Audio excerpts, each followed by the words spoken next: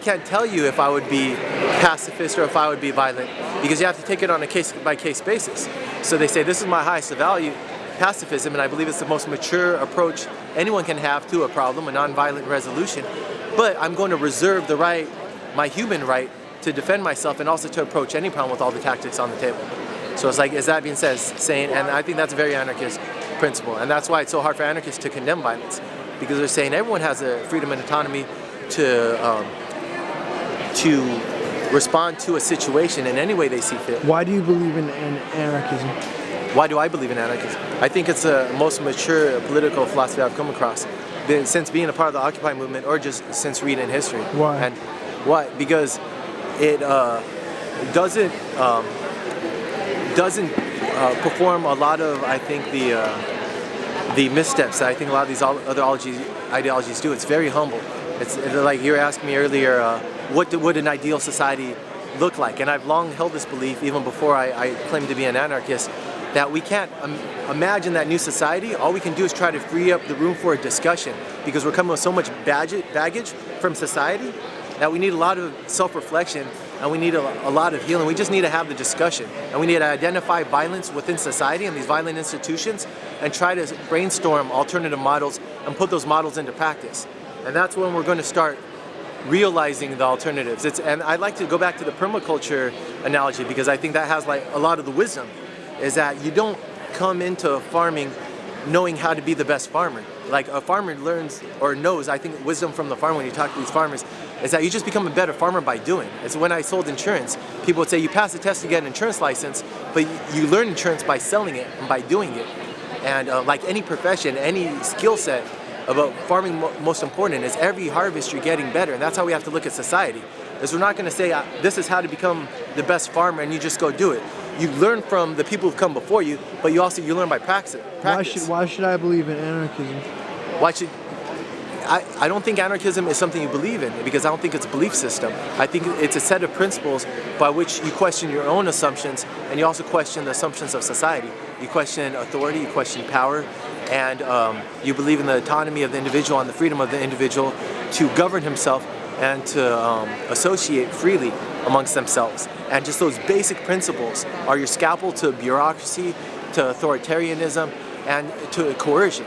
Is it more of a philosophy? Go ahead. Is it more of a philosophy? Yes, I think so. It's more of a framework by which you view life. You view your own actions and your associations with others. What would an anarchist government look like? Oh, that's like a contradiction in terms, because I think the basis of anarchist principles is government is violence. The concept of government is coercion, and you don't need government. And that's really the end game. No form of government? That's the end game of anarchism, is you have association, you have people governing themselves, but that would look so different than our current concept of government. I don't think you could call it government. And that's where I'm coming into this fairly recently with a lot of intuition and what I've held, like beliefs I've held all my life. But other people say it so much more eloquently. David Graeber was on Charlie Rose, 2006, you could Google it. And he just basically lays it out in 2 sentences, really quickly, what anarchism's all about. And so other people say it a lot more eloquently than I do. But say it again? Other people say it a lot more eloquently. What does he say? How does he say it? So he lays out the concept of anarchism a lot more eloquently than I do. That's why what's his concept? What is it? So if I could remember, and I'll try to, we'll look it up later on online, but like, basically anarchism, the short answer is that you free association of people through direct democracy. And so, it's the commitment to the idea, whether it's possible or not, but commitment to the idea that people can govern themselves through direct democracy, and they have the right to freely associate.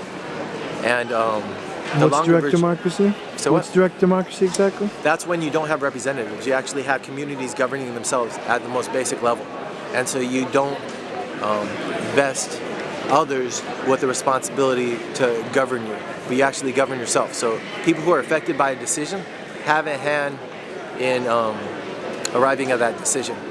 And someone brought up, like, so Charlie Rose asked David Graeber, so he's like, are you against all authority? And he said, no, I'm not completely anti-authoritarian. I always reserve the right to question that authority. And he said some of his favorite forms of authority are those that delegitimize themselves. So he brought up the example of a teacher. is that a good teacher makes himself no longer needed by passing on the information that he has to his students. And if a teacher does his job, now students have his knowledge, and now he's no longer has that authority. So he delegitimizes himself. Or like a doctor heals others until he's no longer needed, and he served his purpose. And then Charlie Rose brought up, well, these people are specialized though, so you must believe in specialization. So that comes into like, yeah, definitely we need a specialized skill set, and we definitely, and Graeber offered that, yeah, he accepts that other people have authority over him. He just doesn't accept that he doesn't have a right to question that authority. So it's and that's a lot of what's currently in our system, is we have people in arbitrary positions of authority who refuse to be questioned. And so that's when I think anarchism comes into these principles of open source, transparency, direct democracy, where maybe we do need specialization, maybe we do need complexity, but that still can be built upon a direct democracy model. I mean, it's complex. We're trying to figure it out. We're trying to create the ideal world that we would like to live in.